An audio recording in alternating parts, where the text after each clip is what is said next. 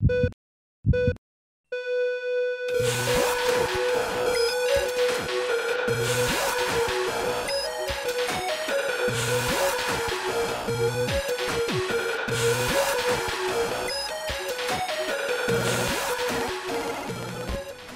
everyone, I'm Dr. Retro and welcome to what will be probably the last video game finds in the format as you know it.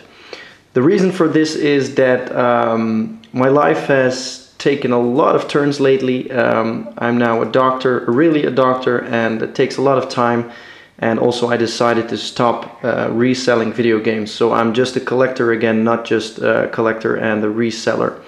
That means I don't buy big lots anymore unless there's something really special in there, and I only buy stuff for my own collection. Last few months I've moved house, and means because I'm living on my own again, and that means I had to move my collection, which was a hell of a job.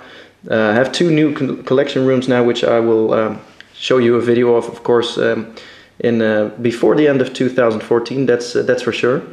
But yeah, priorities have changed a bit, so no more reselling, no more big lots buying, and the finds you will see from now will be not a lot of games, but only some really special stuff.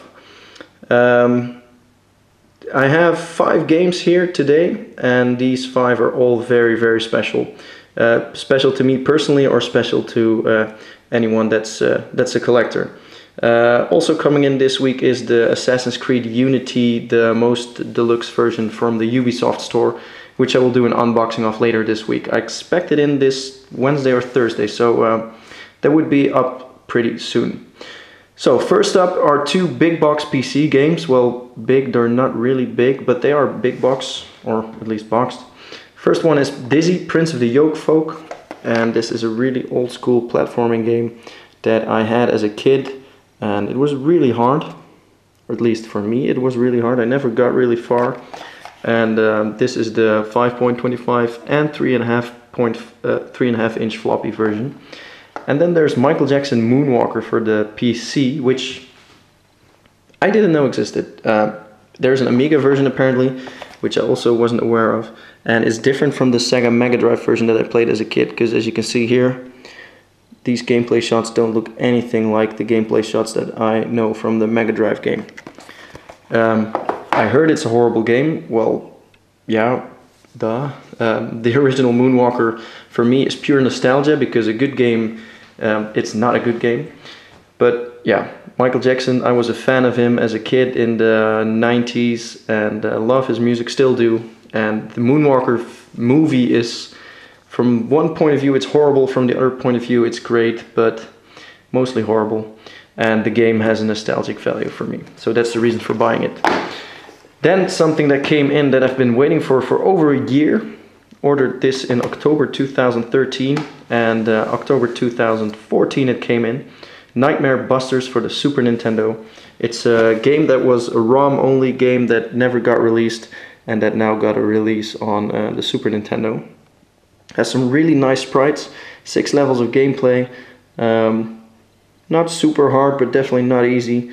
Nice co-op play, and definitely worth checking out if you like your Super Nintendo shoot 'em up. No, it's not a shoot 'em up, it's a run and gun style game.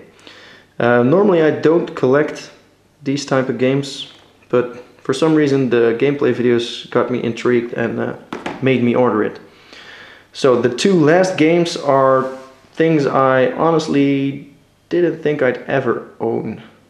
Reason for that is they're quite hard to find and usually priced quite high. I didn't buy them, I traded them. And I traded them for one of my top items in my Game Boy collection. And that is because these 2 are also top items for my Game Boy collection with an extra, because it completes a whole set for me. And probably you're already kinda on track on what this is, but in case you weren't, it's Mega Man 4 and Mega Man 5 complete for the Game Boy. These are the USA versions, so the American versions. The European versions have a Laguna seal here. For the Game Boy, I don't really care if they are US or PAL releases, because Game Boy is region free, and it's not like SNES or NES that it doesn't work. and personally for Game Boy I don't mind. I prefer the PAL versions, but for now these are great to have in my collection.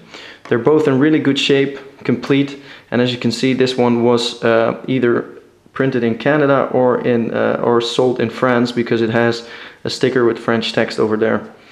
The Mega Man 5 doesn't have this sticker, it's all English.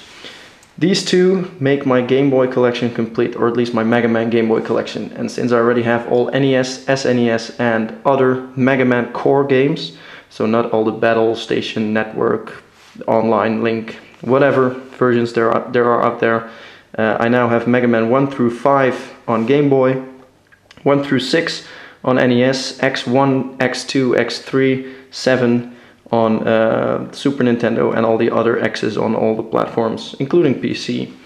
So yeah, I traded these two for my complete Amazing Tater. In case you are aware of the rarity of that, it took quite a... yeah, it was hard for me to get rid of that, the Amazing Tater, but it's not in super condition.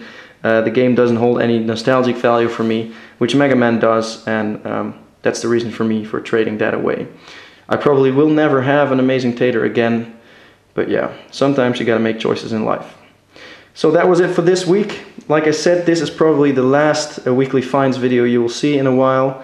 I am focusing more on gameplay videos and actual content videos, so me explaining stuff about games and about items in my collection. And I hope you guys like that as well. If I buy new stuff, I will of course show you guys, but the long videos with countless amount of cartridges, etc., those days are gone. So thanks for watching, hope to see you again next time, and bye bye.